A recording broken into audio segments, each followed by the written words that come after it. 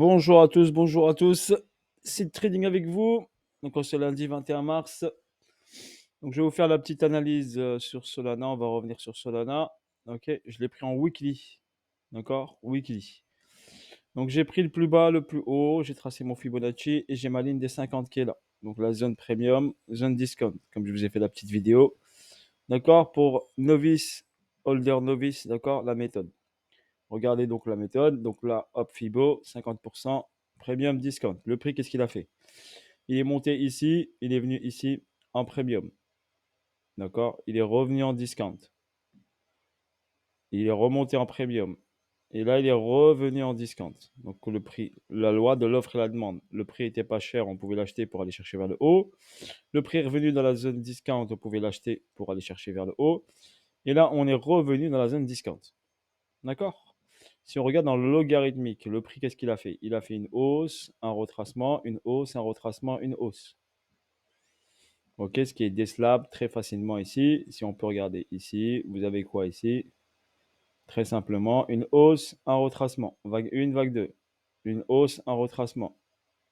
Vague 2, vague 3, vague 4. Et une dernière impulsion, vague 5. Donc là, vous avez 5 vagues. Ok, précises. Vous avez même, c'est des vagues d'Elliott, par exemple. Voilà une précision sur les vagues d'Elliott. Ok, donc vous avez 5 vagues, un mouvement haussier sur 5 vagues. Donc là, pour moi, c'est un beau cycle qu'il a effectué avec une super performance, bien sûr.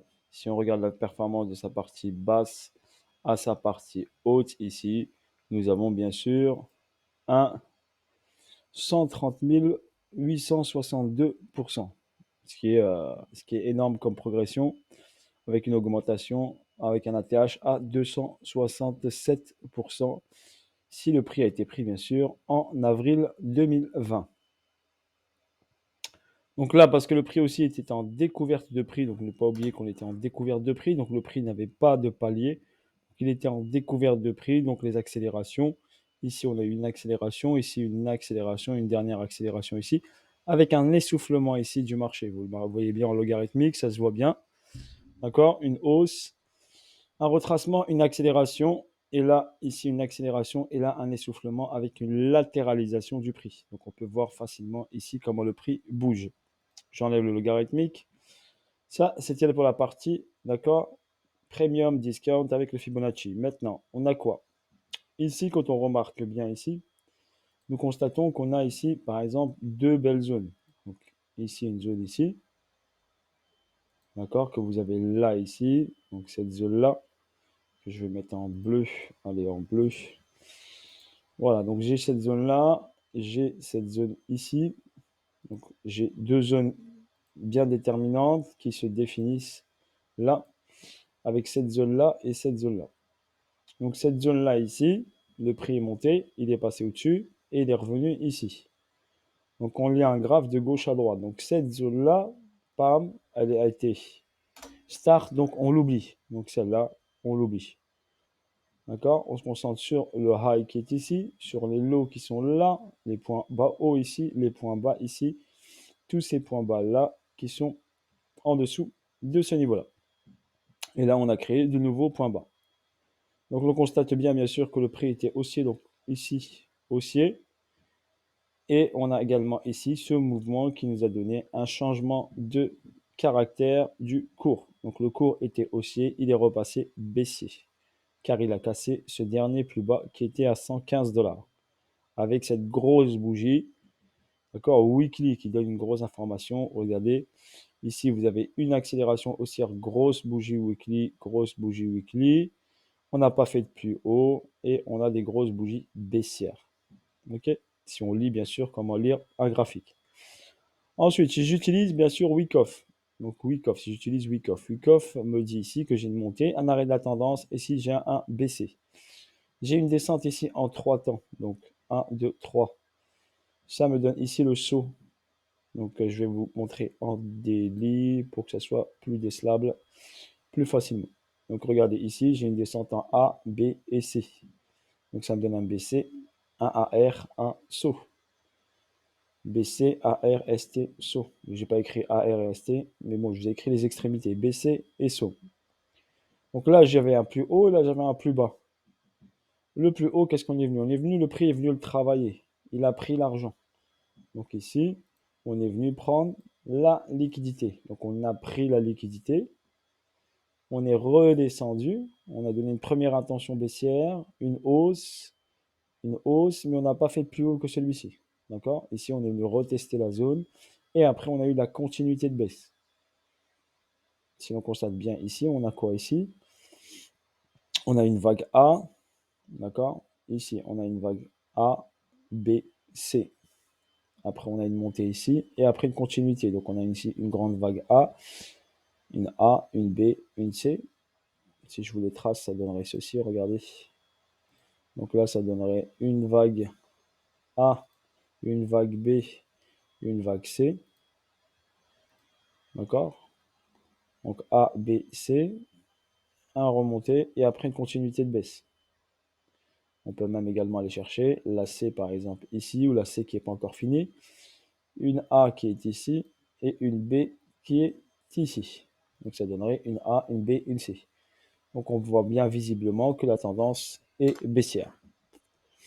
Donc pour qu'il y ait bien sûr un retournement de situation pour repartir vers le haut, déjà ma distribution ici, on avait ce point bas qui a été pris, donc on a validé, après cette prise de liquidité en haut, on a validé la prise de liquidité en bas qui a validé la distribution. Donc là, qu'est-ce qui se passe? On avait créé une cause, je dis la loi de la cause à effet, on avait une cause qui a emmené le prix vers le bas, et là en ce moment on est sur une cause. Si l'on constate bien ici, cette partie-là bien sûr est une cause. Donc là en ce moment ici, sur cette zone-là, nous avons ici une cause qui est en marche. Je vais enlever juste l'aimant pour mieux tracer. Donc là, voilà, j'ai une cause qui est en marche. Voilà, une intention ici haussière, première intention. Ici un retracement, mais pas de changement de direction. Les plus hauts restent toujours de plus en plus bas. D'accord? Pour avoir une intention haussière, il faudrait que le prix déjà vienne chercher cet argent-là. Donc il faudra avoir déjà une impulsion haussière ici. D'accord? On est en discount. Comme vous remarquez bien, ici on est dans la zone discount. Il faudrait qu'on passe ici au-dessus des 50%, revenir en zone premium dans cette poche de liquidité ici pour avoir un changement de direction. Pour l'instant, Solana reste baissier. D'accord? Ça se voit sur le graphique. Vous pouvez me dire ce que vous voulez, fondamental, tout ce que vous voulez. Pour l'instant, Solana reste baissier. OK? Et en plus, la validation de la distribution a été effectuée. Donc là, si je prop ici, OK, ce point bas et ce point haut. Donc ce point bas là et ce point haut ici. Donc j'ai, on appelle ça une fourchette. Donc ça me donne une petite fourchette où le rectangle détermine une fourchette.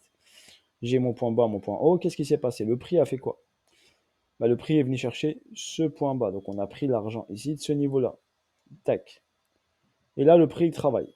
Donc là, rentrer, acheter du Solana, on est sous la ligne des 50, je vous dirais oui, c'est jouable. On peut faire du DCA, on peut commencer à faire du DCA dessus, si vous voulez l'acheter à ce prix-là. Si bien sûr vous voulez l'acheter à un prix pas cher, eh ben vous attendez qu'il vienne travailler ici sur cette zone-là, qui est une zone d'accumulation ici, qui s'est effectuée, qui a emmené le prix vers le haut. Donc on a de fortes probabilités, j'ai tracé cette petite zone grise ici, que le prix, bien sûr, vienne travailler dans cette zone grise. Cette zone grise correspond à quoi? Donc correspond ici à 47 $ et 84 $. On a ici 40 $. Ce petit rectangle correspond à 40 $ d'amplitude. Donc on va venir travailler. C'est ce qu'il a fait. Il est venu travailler une fois, il est venu la chercher deux fois. D'accord? On peut venir ici enfoncer une troisième fois. Mon Fibonacci de continuité de tendance, où j'ai pris le point haut et ce point bas. Donc sur cette descente et ce retracement, m'a donné le 1.618 ici. Ok, on a dépassé le 1.618 et le 2.618 est sur les niveaux des 18 $. D'accord? Donc là, on a une poche de liquidité ici. Vous pouvez bien sûr aller chercher, d'accord, dans cette poche de liquidité ici, où j'ai une grosse zone ici de demande qui pourrait me valider ici un bon prix pour acheter du Solana. et le mettre en portefeuille. Ok, voilà personnellement moi ce que je vois. Bon, ce qui est à retenir, c'est que là, on est en zone discount. Donc le prix peut être acheté. On est ici un peu plus bas. Si on regarde ici mon Fibonacci, est-ce qu'on est dans la zone de rechargement? Le 61,8, il est là. Et le 78,8, il est là. Donc on est dans la zone de rechargement. Daily, bien sûr, weekly, daily. Donc si je vous trace le petit rectangle, regardez. On est dans cette zone de rechargement. D'accord? Si on veut aller chercher la zone un peu plus basse de rechargement, donc l'idéal, ce serait la zone de rechargement qui est super intéressante, c'est celle entre 78,6 et 88,6, qui est entre 57 dollars et 30 dollars. Donc cette zone-là qui reviendrait, le prix reviendrait sur ce niveau-là. D'accord? Ok, après à vous de gérer en fonction de votre budget, si vous voulez prendre du Solana ou pas. D'accord? Si par exemple ici on a un petit niveau bien sûr qui est en train de travailler, regardez la mèche a travaillé ce niveau-là. Si on casse ce niveau-là ici, d'accord, des 66 dollars, et bien on ira chercher ici cette zone-là. Sur weekly, qu'est-ce qu'on constate ici en weekly? On constate quoi en weekly? On constate ici qu'on avait ici un déséquilibre de marché. Donc vous le voyez ici, on avait un déséquilibre de marché et le prix est venu recombler ce déséquilibre. Donc nous avons encore ici un déséquilibre sur les 57 dollars, voire 41 dollars. Donc on peut revenir sur cette zone-là ici pour potentiellement combler le déséquilibre qui est ici. Donc là, il y a de l'argent. On peut venir ici, combler ici, voire prendre tout ça. Je n'y crois pas trop prendre tout ça. Je dirais plutôt venir ici dans cette poche-là pour ensuite refaire un mouvement haussier. D'accord? Pour l'instant, quand on regarde bien, on a juste une seule bougie ici importante qui est là. Donc pour l'instant, patience sur Solana. Il faudra attendre les signaux. On a juste ce mouvement-là qui a une petite intention haussière. D'accord? Mais on n'oublie pas dans notre tête que les plus hauts restent toujours de plus en plus bas. Pour qu'il y ait ici un changement de direction, il faudrait, comme je vous l'ai dit, que ce niveau soit cassé. Ça veut dire qu'on prenne l'argent ici, qu'on prenne des dollars ici, qu'on vienne travailler un peu ici, après qu'on va redescendre ici et après repartir vers le haut. Et là, on pourrait avoir un changement de direction. D'accord? Il ne faut pas se précipiter, prenez votre temps.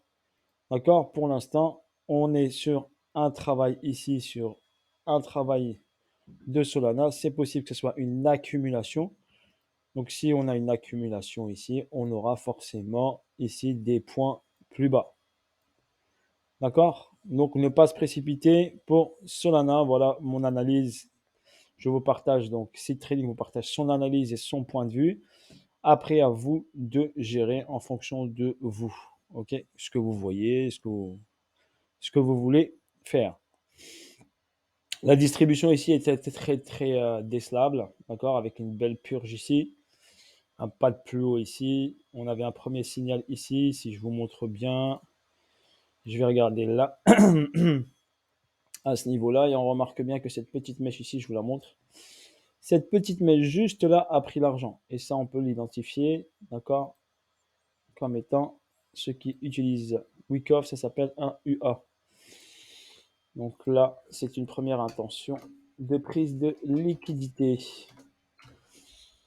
Bien sûr, hop, tac, je vais vous le mettre sur le graphique. Moi, habituellement, je ne le mets pas. Mais là, pour niveau pédagogique, je vous le mets sur le graphique. Donc, j'ai une petite prise de liquidité.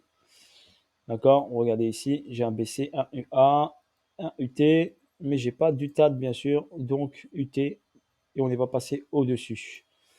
Voilà pour l'analyse de Solana. J'espère qu'elle vous aidera. Elle vous aidera à comprendre comment bouge un prix. Donc là, on attend ici une cause, cette cause qui se valide, qui se finit, et ne pas se précipiter. Comme ici, on a validé une distribution pour pouvoir sell Solana. D'accord? Ici, on a validé une accumulation qui a donné une direction haussière. Donc ici, une cause qui a donné une intention ici vers le haut. Ici, une cause de distribution qui a donné une intention vers le bas. C'est comme ça que bouge un prix. Il faut juste être patient. Si vous regardez en petite unité, si je vais par exemple en H1, je vais me dire, allez hop, to the moon, c'est parti, tac, tac, tac, tac. Non, c'est pour ça qu'il faut avoir un recul. Là, vous voyez rien en H1. Est-ce que vous voyez quelque chose? Vous voyez un prix qui descend, qui commence à latéraliser. C'est tout. D'accord? Déjà, on a un essoufflement de la baisse, ce qu'il faut retenir. Donc, cette latéralisation vous donne une indication comme quoi il y a un essoufflement du prix. Si on va sur le RSI ici, c'est un peu bordélique. D'accord? Ici, ça, si je vais en H4 sur le RSI, j'ai quoi ici? J'ai ici une petite divergence haussière, d'accord, mais j'ai rien de exceptionnel. Si je vais en weekly avec mon RSI, est-ce que j'ai quelque chose en weekly? En weekly sur le RSI, je n'ai pas grand-chose, d'accord. Pour l'instant, je n'ai pas de divergence haussière en weekly, pour votre information. Si je vais en daily, on va regarder ça. En daily ici, j'ai une divergence haussière daily. D'accord? Mais je ne me fie pas, ça me donne juste une indication comme quoi il y a ici un essoufflement du prix. Pourquoi je vous dis que moi, j'ai pas besoin du RSI? Parce que je le vois. Le prix est descendu, il latéralise, donc il s'essouffle. Si il s'essouffle, ça ne veut pas dire qu'il ne va pas faire de dernier plus bas, voire deux fois, deux plus bas encore. C'est juste, il perd de la force. Donc, ça attire mon attention. Il perd de la force, donc ça attire mon attention. Ça ne veut pas dire que je vais rentrer tout de suite sur le marché. Ça ne veut pas dire que tout de suite, je vais acheter du Solana. D'accord? N'oubliez pas ça. Ici, ce point bas ici, si vous regardez RSI, ce point bas ici, on n'a pas de divergence ici. Regardez ce point bas ici, on a là, mais on n'a pas de divergence. D'accord? On a une petite divergence ici, mais pour moi, elle n'est pas assez puissante. D'accord? Donc, je ne me fie pas je regarde vite fait le RSI qui me donne une information ici du niveau de surachat et de survente, mais c'est tout. La zone ici, pour l'instant, Solana est à 49 dans la zone des 50, donc au milieu. Ok, en ce qui concerne Premium Discount, donc on est en discount, on peut faire du dessert en achat sur Solana pour ceux qui veulent, sauf si bien sûr vous voulez le choper beaucoup moins cher. D'accord? Car si on le prend ici, il va faire ici un ATH à 200, et ben vous ferez quoi? Juste 1 fois 2 fois ou fois 2,5 s'il va un peu plus haut. Ok, donc pour moi, patience, essayez de prendre Solana sur un bon prix. Je ne suis pas conseiller financier, mais je vous dis moi ma vision personnelle. Ok, force à vous tous la famille. N'oubliez pas, petit disclaimer, s'il ne vend pas de formation, n'a pas de fonds d'investissement et ne traite pas avec un robot. Ok, allez, bisous à tous, bonne journée à tous et bonne semaine à tous. Force à vous tous la famille. Ciao, ciao.